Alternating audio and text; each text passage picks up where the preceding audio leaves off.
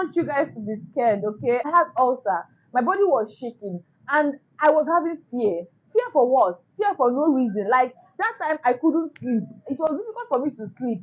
Before I can sleep, my mom will be the one to put my head on her laps and sing for me, mostly God songs. Hold me close till I get up. Time is barely on our side. I don't wanna waste what's left.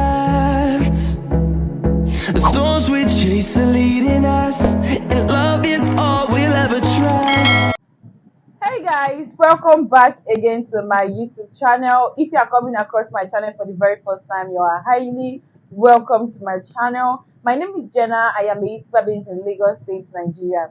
In today's video, guys, I'm just going to be discussing topics on motherhood. Okay, I know that some of you can relate to this, and why some of you cannot relate to this because you guys are what's it called? You guys have not become a mother yet. Some of you that are watching me, some people might not have experienced this, why some have actually experienced this. Okay, I'm not coming out here to talk about this because I want upcoming mothers or upcoming wives to be scared or to feel strange or somehow, or to know that there's a lot of things out there in marriage or in motherhood. After I finish filming videos like this, some people will come to my Instagram handle, they will chat me up and be like, I'm not supposed to put something like this on because of aspiring moms or moms to be, or but I feel like, see, I'm doing you guys good, okay? Because assuming I was told this way, I wouldn't have,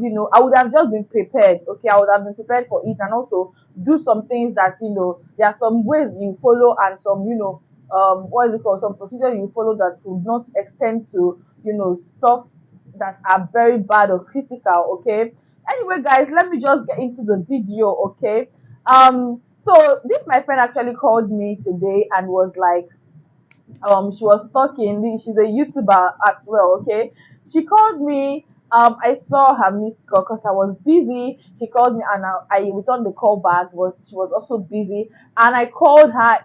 She called me again. I picked up the call and she was telling me a lot of things she was facing concerning motherhood. She got married the same age with me. Okay, and if you are new to my channel, I got married in a very early age. Okay, I got married at 18 years, and I gave birth to my baby at 19 years. Okay, so she also got married the same age with me, but she recently gave birth. Okay, she gave birth this no last year ending, which was between that October November time. That was when she gave birth. Okay, so she actually went ahead to tell me that I thought maybe she wants to discuss business with me, because sometimes she calls me and she discuss business with me, and she was just talking and talking, and she just called me and said that she needed somebody to talk to, just someone to discuss something with. And she remembered Jenna. Jenna also got married with the same age she got married. Jenna also has not just one kid but two kids. Jenna also, her husband is not based here, to be helping her, like helping her to do some stuff. Her husband is based abroad. So how does Jenna manage to cope with all these things? That was what she was saying to herself. She actually told me. And what she first started with was that she was saying that that's how how do I cope with two kids, and even with my C-section birth, because the two children was through C-section. How do I cope? And she went ahead to tell me that her mom is going, her mom is leaving for Mugo. Yeah, if you don't know what a Mugo visit is when you give birth and your mom or your grandma or anybody from your family or your husband family helps you. Maybe a person will stay in a period of short time, like 2 months, or some others even stay 1 month, depending. Okay, so then later on they will just go, maybe 3 months, 2 months, or 1 month, they will just go. So she said she watched my video recently where I said my mom was actually leaving for Mugo, and then she saw the video. Immediately she called me and she was asking me that how am I coping, because she knows that my mom have actually left for Mugo and I have two kids. How am I coping? Anyway, she went ahead also to tell me that after she gave birth, her mom came, yeah, and even when her mom was still there, she was having this thing. There are some symptoms she was telling me, and I just told her that yes, it happens. This is postpartum depression. Okay, there is difference between postpartum depression and postpartum psychosis. And I know some of you are not even aware of postpartum psychosis. The one that people are mostly aware of postpartum depression. So she told me that her BP is always rising. Her BP is, it's even more than 1,000. Like I BP increased like more than 1,000. And then she's also having ulcer together with it. Recently, just after putting to bed, she started having ulcer. She also stated that she started, having her body starts shivering, her body was always shaking and all that. And whenever, in fact, she doesn't sleep. Okay, she doesn't sleep. And whenever baby is crying, like her head begin to bang and all that. And I went ahead to tell her that I was just smiling all through when she was telling me, because it happened to me. Okay, I'm this kind of person that doesn't believe on postpartum depression, because I feel like when when it's about my baby, I don't take it like depression. I take it like it's a challenge. I take it like it's what is it called, like is something that in fact is nature. It happens. Okay, that was what I took it like. I don't take it like it's making me to be depressed and frustrated. That's what I took it like. So I was just smiling all through, and there's this story I didn't share with you guys, which I'm gonna say it here now. Okay, there was this particular time after I put to bed my first daughter. Okay, after I finished giving birth to her, after some time when my mom have actually no, my mom was still around. Okay, my mom was around. I think my baby was 2 months old then. And then, guys, you can't believe what just happened. You can't believe what happened. Okay, I know I was making other videos because I wasn't putting this one on out there for everybody to see. Okay, I was going through a lot. I went through a lot. In fact, oh my gosh, oh my gosh, I was going through a lot. Like for a first time mom, it happens for a first time mom a lot. Like mostly first time moms, okay? So I begin to be I begin to have some symptoms, a lot of symptoms that have never happened before in my life. I'm this kind of person that I don't fall sick easily and I don't get scared easily. I started having fear. I started having fear. Number one, I was wishing my husband was close to me because my husband was abroad then. But I was wishing he was close to me so that I can have somebody to talk to, somebody to relate with, somebody to tell me that it's okay, it's just this, it's just that. But he wasn't around. I wasn't even telling him. Okay, so another thing was, I started having this shortage of, I don't know if it's shortage of blood. I started having ulcer. I swear I had ulcer. Okay, that was when I gave birth to my baby. 2 months after, I also had ulcer. I also had typhoid and malaria. It was too high. The typhoid and malaria was too high, very high. My body is always shaking. I told her all this and she was like, "You have gotten it." That in fact this was the same thing she's passing through right now. But I don't have BP. That's just it. I don't have BP.